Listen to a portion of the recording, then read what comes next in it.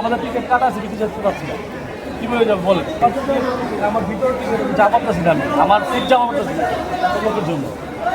এখন কি মনে হচ্ছে যেতে পারবেন কিনা? এখন ঝুলে যেতে হবে, কী করবো? 5টা ট্রেন ছাড়বে, এখন 6টা বাজে যেতেছে, এখন ট্রেন ছাড়বে। মানে এটা কোনো ব্যবস্থা, এটা কোনো মানে সিস্টেমই ভালো, রেলের সিস্টেমই কোনো ভালো। ওই কারণে ভালো লাগছে, কিন্তু তাও যারা টিকিট কাটতে পারছি তারা বসতে পারছি, কিন্তু অনেকেই যে এত কষ্ট করে যাচ্ছে তাদের জন্য একটু খারাপ লাগছে। কারণ মানে বাড়িতে যাওয়ার আনন্দ তো সবার, কিন্তু সবাই আসলে আনন্দটা ওইভাবে করে যেতে পারছে না।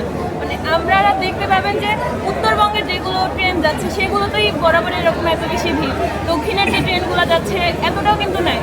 তো আমাদের বরাবরই উত্তরবঙ্গের মানুষেরই ভোগান্তি সব কিছু ক্ষেত্রে। কষ্ট করে যাচ্ছেন? এটা বিষয় না, গাড়ি যাওয়ার পর ভালো লাগে,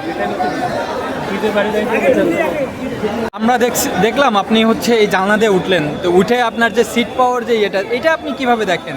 আসলে বিষয়টা হচ্ছে যে বাড়িতে যাওয়াটা মেন ফ্যাক্ট। আমরা যাতে ঈদে ভালোভাবে বাসায় যেতে পারি, আর এত পরিমাণে ভিড় যে কোনোভাবে ওঠার কোনো চান্স ছিল না, এই জন্য একটু সাহায্য নিয়ে উঠলাম। আচ্ছা, উঠার পর আপনার অনুভূতিটা ঠিক কেমন? আলহামদুলিল্লাহ আলহামদুলিল্লাহ খুবই খুবই খুবই খুশি, এবং যাতে গন্তব্যে ভালোভাবে যেতে পারি।